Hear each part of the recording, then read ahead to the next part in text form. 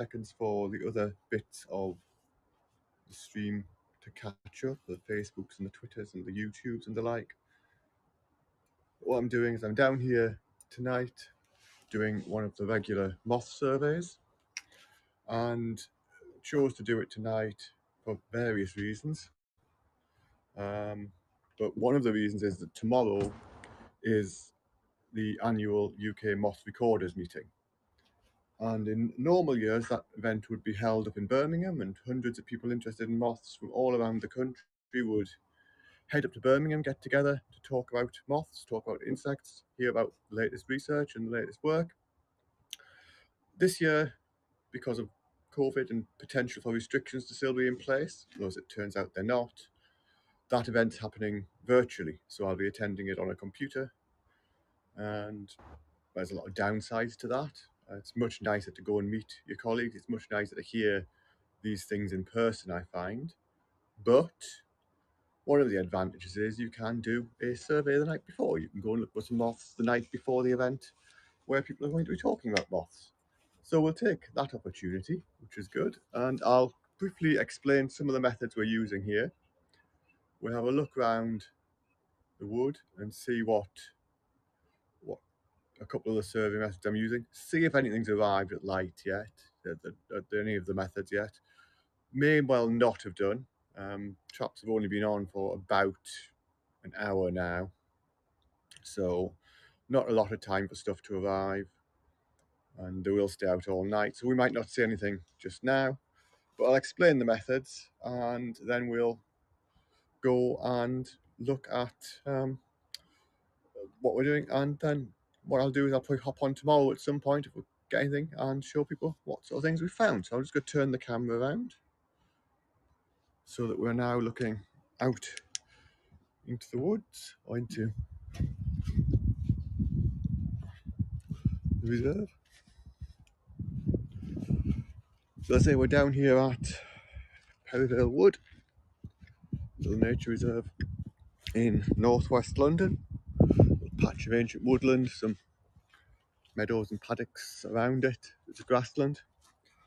Most of all the survey equipment I've got today is in or on the edge of the woods, and in winter most of the species that we catch in any real numbers are associated with woodland. So at this time of year I tend to put the traps out into the wood. And what you can see glowing here ahead is one of my moth traps. This is a mains powered one, and we've very helpfully got some mains electricity just running into the entrance to the woods here, thanks to one of our volunteers who's a very good electrician and was able to do this in a safe way for me. And this trap works, people have heard me talk about this before, but this works as a light source. The moths are attracted to light, as are some other insects of course, and fly into this trap in towards the light, and then they drop down through the tube in the middle and they sit on various egg boxes, which you can see in there, and they'll tend to just rest there, and in the morning we can come and see what's there. Having a quick scan, I can't see anything has gone in as of yet, but we'll have a quick look in a moment. I'll just take the funnel off and we'll have a quick look in here. Doesn't look like anything has arrived just yet, which is not too surprising given we have really just switched on fairly recently and you do run these surveys all night. But that's one of the methods that we use for our surveys, are light traps. There's a couple of other designs which we'll have a look at as we go around. The other thing we do is just wander around with torches looking to see what, if anything, is flying, what, if anything, is sitting on tree trunks, and we'll do that, have a general wander and look and see if there's anything to see. There are relatively few species of moth that occur in winter, but there are species that occur all year round. And if you get the conditions right, it's a warm enough night, which it might be, sometimes you can have quite decent numbers of individual organisms flying, even if you don't get the vast variety of species that you might get later in the year. So we will see. It's always hit and miss when you're doing these things live, and when it's real nature, it doesn't seem to behave in the same way it does in other places and in TV documentaries where they have a film crew carefully staking places out for weeks on end. But you do get things, and you never know. Hey, look, we'll have something, and if not, I will hop back on here sometime tomorrow and we'll have a look at anything we've found on any of these survey methods in the morning. So another method that we use with very hit and miss success is something that we call entomological sugar, or just sugar often. And what this is, you can see this brown streak where the torch beam's shining there, is essentially some brown sugar boiled up in beer with some treacle, and that forms a nice sticky sweet solution, which is a good fuel source for the moths. And they can, on a nice night, come to this, feed on the sugar, and that can be a good way of surveying. This technique tends to peak in autumn, I find. It's probably a technique that gets me the most moths in sort of September, October time. But there could have been things tonight, so it was worth having a go. Doesn't look plausible. There are other invertebrates, of course. There's a woodlouse there. Not an insect, more closely related to, well, it's a crustacean, more closely related to things like shrimp than anything else. Quite a lot of them. But nothing on that patch of entomological sugar, I'm afraid.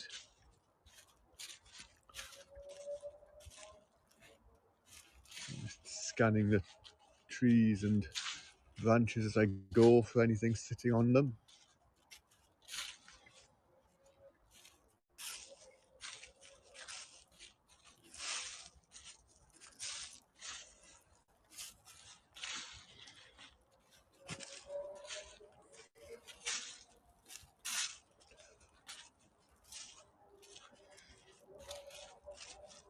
It's, for January, not a particularly cold night. Probably, I haven't actually checked the thermometer, but what it feels like, maybe 6 or 7 degrees centigrade, that is, of course, for those of you watching from territories that prefer to use Fahrenheit. It's a different temperature, but 6 or 7 degrees centigrade, which for January after dark is not a particularly cold temperature.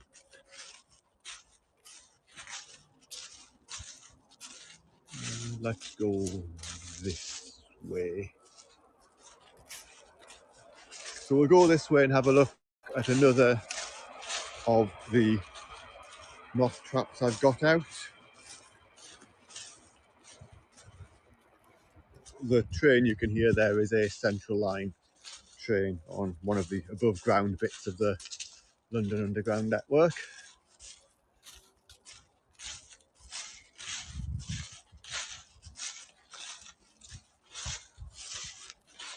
So we are in a fairly urban, well, suburban urban type of area.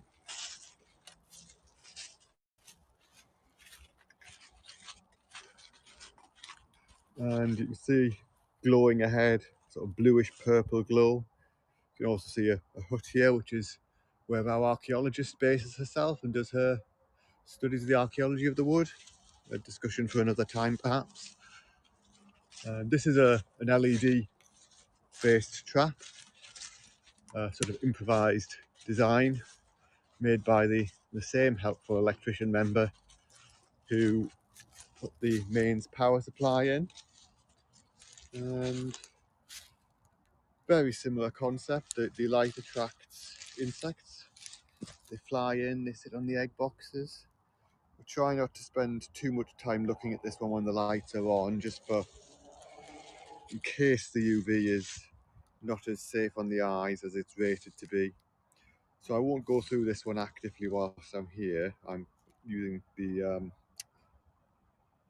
phone I'm broadcasting this on, so I'm not looking directly at the bulb.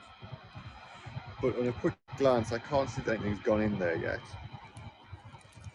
But these have been quite effective. I used these in the northeast of England over Christmas when I was up there, and got quite a few moths to this type of light trap. So it can be rather effective. And we will see in the morning if it has been. So we'll cut back through, we'll have a look at one more patch of sugar, and we will then go and look at one of the traps that I'm running. And then if we've not managed to find any moths in any of them so far, I've got a pre-prepared Lepidopteran that hopefully we can go and see, so we've at least seen something with scale on its wings on this broadcast.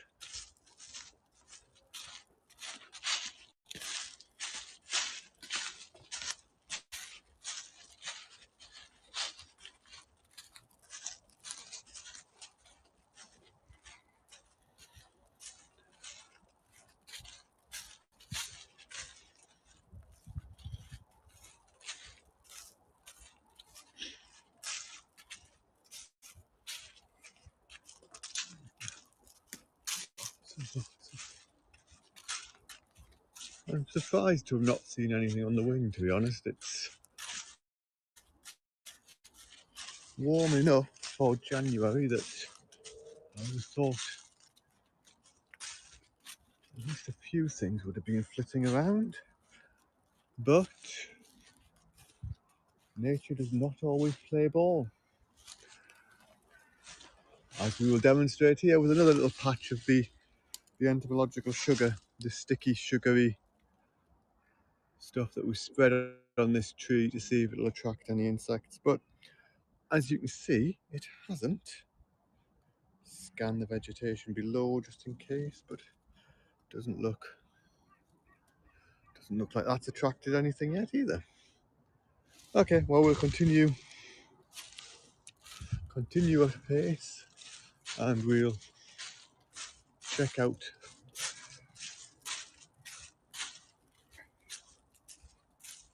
one of the traps that we're going to be using.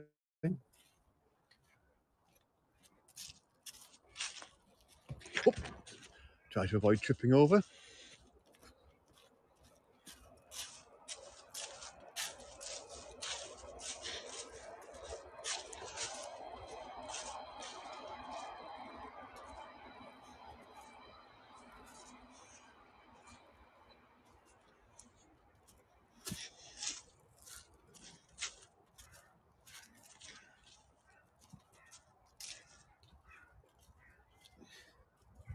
I hear a few jackdaws calling as they go into roost, and quite a few crows shouting as they roost as well.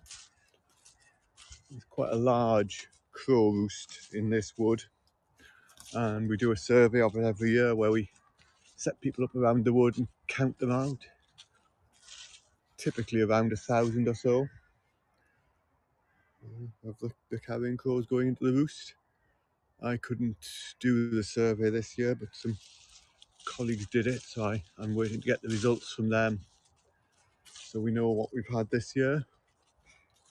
But it's always an interesting thing to just keep monitoring sort of the common species, things like carrion crow, not a rare bird at all, even a common bird really. But monitoring those common things, seeing what's happening to them is really important.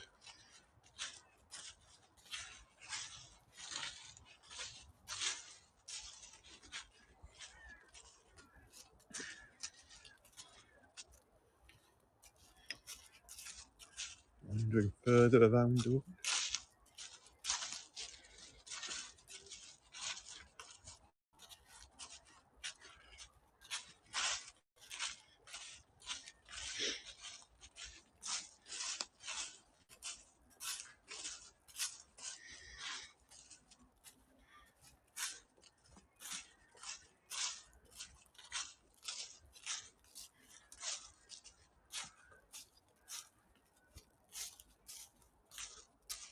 You just see the glow of my other trap ahead, so it's still working, which is always good to know. We'll get there in a minute.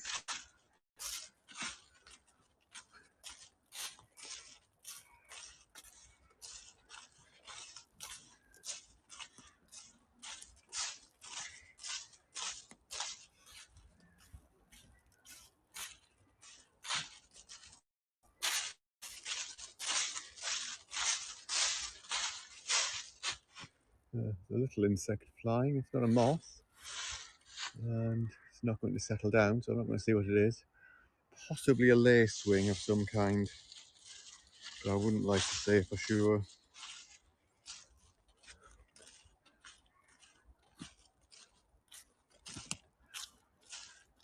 You see the catkins on the hazel trees here. Signs that we're moving into spring, that trees are starting to get ready to reproduce.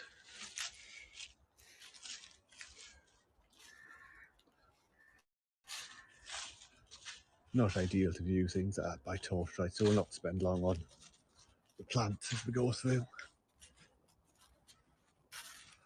But you can see, hopefully, coming up ahead, the glow of another of the moth traps that we use. So this is much brighter light than the ones we saw earlier, as you can see. And you can hear buzzing away the generator that provides the power for it. It needs mains level power, and we haven't got, as you wouldn't in a nature reserve, electric cabling running all the way through the wood. So slap a generator out here with it, run that on power. You can hear it, but as generators go, it's a fairly quiet one. It's like the quietest one we could practically get. Which, if you're running in a natural environment, you want to try and minimise the disturbance you cause. And so using a quiet trap, quiet generator helps with that. But you can see very similar design to what we had before. Bright light. The insects are attracted to the bright light and drop into the funnel, drop onto the egg boxes inside. We have a very quick look inside again, in case anything arrives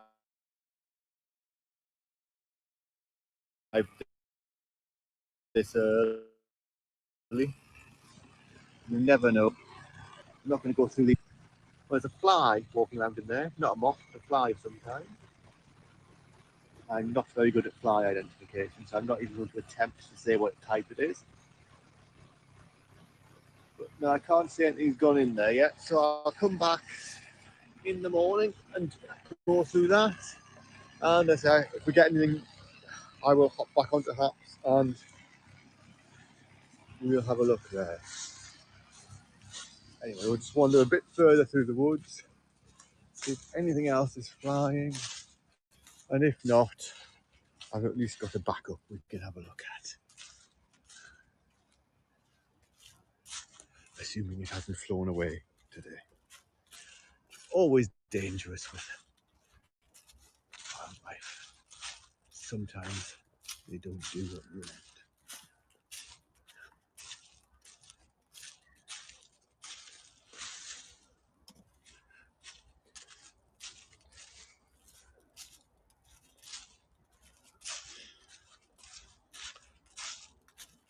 So just going a bit further into the wood here.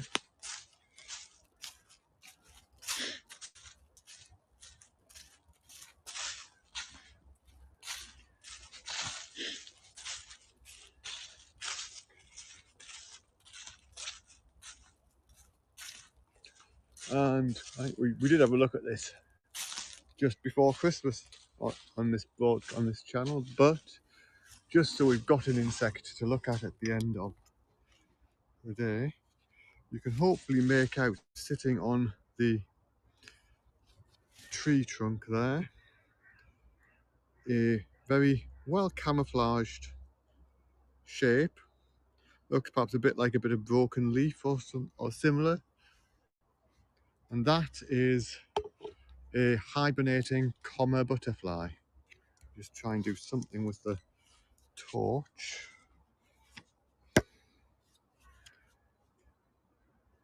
So that's a butterfly that's been sleeping here, been basically shut down for the winter on this little tree for a few months now. I'm keeping an eye on it. At some point it'll be a warm day in spring, it'll warm itself up, wake up, fly off and get on with its life, find a mate, reproduce. If you checked if it's male or female, so either mate and let her lay eggs, or if it's a female, lay eggs, which will do the whole life cycle again. So we have at least seen a lepidopteran, and all butterflies secretly are just moths. All butterflies are just a type of moth that's a bit weird. So we will end on that for tonight, and I will have a look at the traps in the morning. And if there's anything to show people, I'll hop back on here at some point tomorrow and we'll have a look at a few of the moths that we've seen. So good evening.